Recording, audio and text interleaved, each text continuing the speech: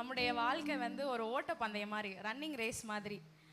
வேதத்தில் கூட ஒரு வசனம் இருக்குது, கிறிஸ்து இயேசுக்குள் தேவன் அழைத்த பரம அழைப்பின் பந்தய பொருளுக்காக லெக்கை நோக்கி தொடர்கிறேன் அப்படின்ட்டு. ஸோ உலக விஷயங்களாக இருக்கலாம், என்ன காரியங்களாக இருந்தாலும் நம்மளுடைய ஃபோக்கஸ் வந்து தேவனாக மாத்திரம்தான் இருக்கணும். நம்மளுடைய ஃபைனல் டெஸ்டினேஷன் இயேசுவாக இருக்கணும், பரலோகம் செல்வதாக இருக்கணும். இந்த சில பேர் என்ன பண்ணுவாங்கன்னா, நீ எல்லாரும் உன்னையவே ஃபோக்கஸ் பண்ணிட்டே இருக்கணும்னு நினைக்காத அப்படின்னு சில பேரை சொல்லுவோம். இந்த சென்டர் ஆஃப் ஃபோக்கஸ் அப்படின்னு. இப்போ ஒரு கல்யாண வீட்டுக்கு போகிறோம். எதுக்கு போவோம் கல்யாண வீட்டுக்கு?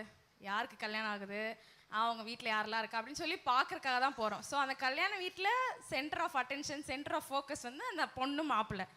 அதே மாதிரி நம்மளுடைய வாழ்க்கையில் ஃபோக்கஸ் வந்து நம்ம மேலே இருக்கக்கூடாது, நம்மளை சுற்றி இருக்கிறவங்க மேலே இருக்கக்கூடாது, நம்ம வீடு, நம்மளுக்கு இருக்கிற பணம், சொத்து இதில் இருக்கக்கூடாது. நம்மளுடைய சென்டர் ஆஃப் ஃபோக்கஸ் யாராக இருக்கணும்? இயேசுவா மாத்திரம்தான் இருக்கணும். இந்த ஆர்ச்சரின்னு ஒரு கேம் இருக்குது, இந்த வில்லு அம்பு விடுவாங்கல்ல, அதில் வந்து பார்த்தீங்கன்னா சும்மா நீங்களா அம்பு விடணும் அப்படின்னா அது எங்கிட்டாவது போய் யார் மேலேயாவது இதாயிரும்.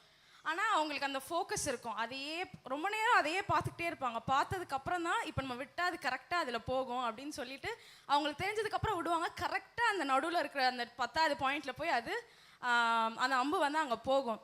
அதே மாதிரி தான் என்ன சூழ்நிலைகள், என்ன காரியங்கள் நம்மளை நெருக்கினாலும் கஷ்டப்படுத்தினாலும் நம்ம ஏசப்பாவே நோக்கிக்கிட்டு இருந்தோம்னு வச்சுக்கோங்களேன், இந்த எந்த காரியமும் நம்மளுக்கு கஷ்டமாகவே தெரியாது. வேதத்தில் கூட ஒரு வசனம் இருக்குது, கர்த்தரை எனக்கு முன்பாக வைத்து அவரை நோக்கி கொண்டிருக்கிறேன். அப்போ என்ன சூழ்நிலைகள் வந்தாலும் இங்கிட்டு திரும்பக்கூடாது. இந்த குதிரைக்கெல்லாம் போட்டிருப்பாங்க தெரியுமா, கடிவாளம், அந்த மாதிரி ஏசப்பாவே நோக்கிக்கிட்டே இருந்தோம்னு வச்சுக்கோங்களேன், நோக்கி தொடர்ந்து ஓடிக்கொண்டே இருந்தோம்னா என்ன கஷ்டங்கள் பாரங்கள் வந்தாலும் தேவனை விட்டு நம்மளுடைய பார்வையை எதுவுமே எடுக்க முடியாது.